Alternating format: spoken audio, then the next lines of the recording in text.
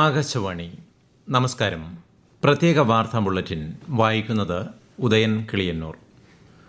വിദ്യാഭ്യാസം സ്വാശ്രയത്തിനുള്ള മാർഗം മാത്രമല്ല, സമൂഹത്തിന്റെയും രാഷ്ട്രത്തിന്റെയും വികസനത്തിന് പ്രചോദനം കൂടിയാണെന്ന് രാഷ്ട്രപതി ദ്രൌപദി മുർമു. ഉത്തരാഖണ്ഡിലെ നൈനിറ്റാളിൽ കുമവോൺ സർവകലാശാലയുടെ 20ാമത് ബിരുദദാന ചടങ്ങിൽ പങ്കെടുക്കുകയായിരുന്നു രാഷ്ട്രപതി.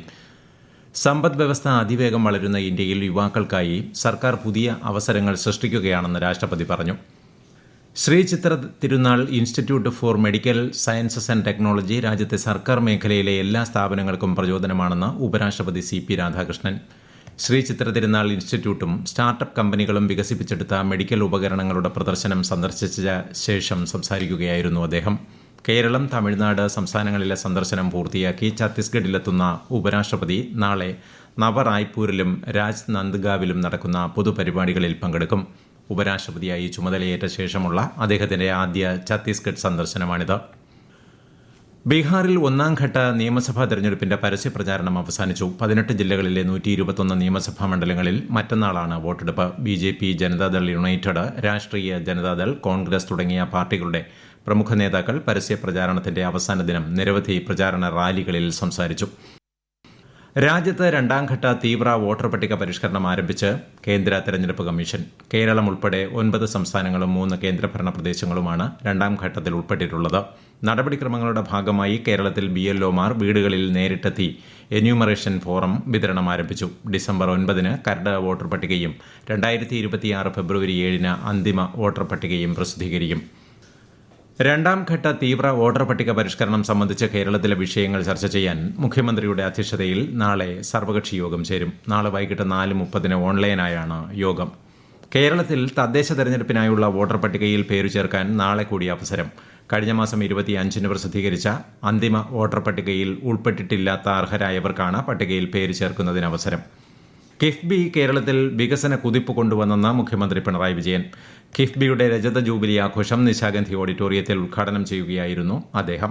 കിഫ്ബിയുടെ പ്രസക്തി ഗൌരവപൂർവ്വം ആലോചിക്കേണ്ടതാണെന്നും അദ്ദേഹം പറഞ്ഞു.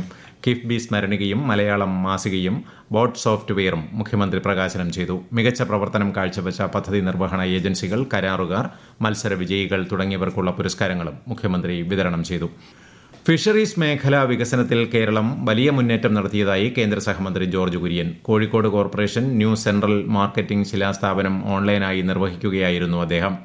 ഹാർബറുകളുടെയും ഫിഷ് ലാൻഡിംഗ് സെന്ററുകളുടെയും മാർക്കറ്റുകളുടെയും വികസനത്തിൽ കേരളം മുന്നിലാണെന്നും അദ്ദേഹം പറഞ്ഞു.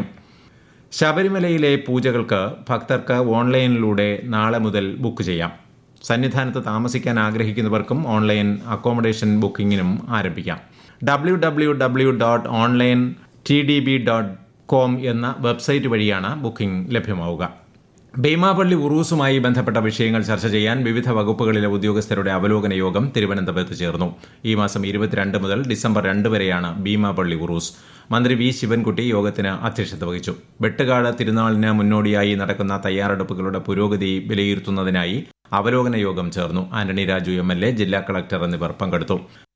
കർണാടകയിലെ ബംഗളൂരുവിൽ മകളുടെ മരണത്തെ തുടർന്ന് പിതാവിനോട് ഉദ്യോഗസ്ഥർ കൈക്കൂലി ആവശ്യപ്പെട്ട സംഭവത്തിൽ ദേശീയ മനുഷ്യാവകാശ കമ്മീഷൻ സ്വമേധയാ കേസെടുത്തു. മസ്തിഷ്ക രക്തസ്രാവം മൂലം മരിച്ച കുട്ടിയുടെ പിതാവ്, ആംബുലൻസ് ഡ്രൈവർ, പോലീസ്, ശ്മശാന ജീവനക്കാർ ഉൾപ്പെടെയുള്ളവർക്ക് കൈക്കൂലി നൽകേണ്ടി വന്നു എന്ന മാധ്യമ റിപ്പോർട്ടിന്റെ അടിസ്ഥാനത്തിലാണ് നടപടി. കർണാടക ചീഫ് സെക്രട്ടറിക്കും പോലീസ് മേധാവിക്കും ഇത് സംബന്ധിച്ച നോട്ടീസ് അയച്ചു. ഛത്തീസ്ഗഡിലെ ബിലാസ്പൂരിന് സമീപം പാസഞ്ചർ ട്രെയിൻ ഗുഡ്സ് ട്രെയിനിൽ ഇടിച്ച് 6 പേർ മരിച്ചു. 20ഓളം പേർക്ക് പരിക്കേറ്റു. രക്ഷാപ്രവർത്തനങ്ങൾ പുരോഗമിക്കുകയാണ്. ഉന്നത പോലീസ്, റെയിൽവേ ഉദ്യോഗസ്ഥർ സംഭവസ്ഥലത്തുണ്ട്.